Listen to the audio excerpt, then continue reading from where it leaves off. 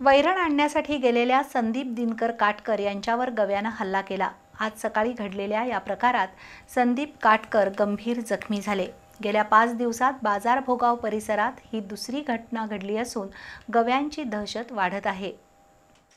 पन्हाळा तालुक्यातील पोर्ले तर्फ बोरगाव येथील 40 वर्षाचे संदीप काटकर हे आज सकाळी वैरण आणण्यासाठी युवराज विठ्ठल काटकर यांच्या शेतात गेले होते।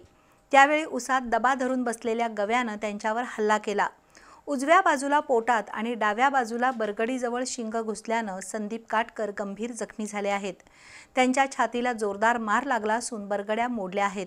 शिवाय संदीप यांचे 3 दात पडलेत। अशा जखमी अवस्थेतच संदीप काटकर रस्त्यावर आले। त्यानंतर अमोल जाधव आणि सखाराम मेहतर यांनी त्यांना गावात आणलं। बेशुद्ध अवस्थेतील संदीप यांना ताबडतोब बाजार भोगाव प्राथमिक आरोग्य केंद्रात दाखल केलं। तिथं प्राथमिक उपचार करून कोल्हापूरला खाजगी दवाखान्यात हलवण्यात आलं। दरम्यान आमदार चंद्रदीप नरके यांनी गव्याच्या हल्ल्यात जखमी झालेल्या संदीप काटकर यांची भेट घेतली। तसंच वन विभागानं त्यांच्या उपचाराचा खर्च करावा अशी सूचना केली। गव्यांच्या हल्ल्यामुळे बाजार भोगाव परिसरातील नागरिकांमध्ये भीतीचं वातावरण आहे।